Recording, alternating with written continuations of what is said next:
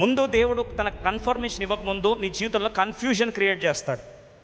నీ confusion moments ఉన్నాయంటే ఒక గుడ్డి గుర్తు ఏంటంటే, ఆ సమయంలో దేవుని స్వరము, దేవుని వాక్కు ద్వారా దేవుడు ఏం మాట్లాడుతున్నాడో నువ్వు తెలుసుకోవాలి. ఆతృతతో నువ్వు వేచి ఉండాలి. అందుకొరకు ప్రభు అన్నాడు, ఎప్పుడు ఎవరితో మాట్లాడతాడట? నా మాట విని ఎవడు వణుకుచుండునో వానినే నేను దృష్టి ఉంచుచున్నాను, నేను మాట్లాడాలని ఇష్టపడుతున్నానని చెప్పి దేవుడు స్పష్టంగా యాకోబుతో మాట్లాడడానికి ఇష్టపడ్డాడు.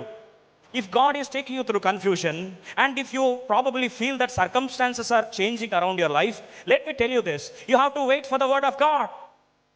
మళ్ళొకసారి చెప్తున్నా దేవుని సేవకుగా, నీకు భవిష్యత్తులో రాబోయే ప్రతి ఒడిదుడుకులకు కావలసిన దిశానిర్దేశాన్ని నేను వ్యాపారము, నీ వ్యక్తిగత జీవితం, కుటుంబ జీవితం, ఆత్మీయ జీవితం, ప్రతి ప్రాంతంలో నేను దీవించడానికి కొరకు దేవుడు ముందే సిద్ధపరిచి తన వాక్యాన్ని ఏం చేస్తాడు?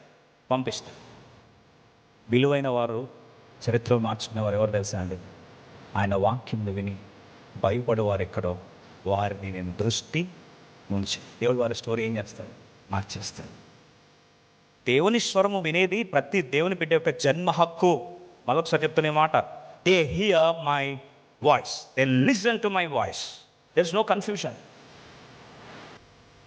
వినడానికి ఆశ ఉంటే దేవుడు తను ఏం చేస్తాడు? బయలుపరుస్తాడు. ఆ దేవుని వాక్కు ఒక్కసారితో మాట్లాడితే నీ స్టోరీ ఏమవుతుంది? మారిపోతుంది. ఈరోజు దేవుని స్వరంలో ఎదురు చూస్తున్న వారి కొరకు దేవుడు తన స్వరం ఇచ్చి ధైర్యపరచాలని ఆయన కూడా ఎదురు చూస్తున్నాడు.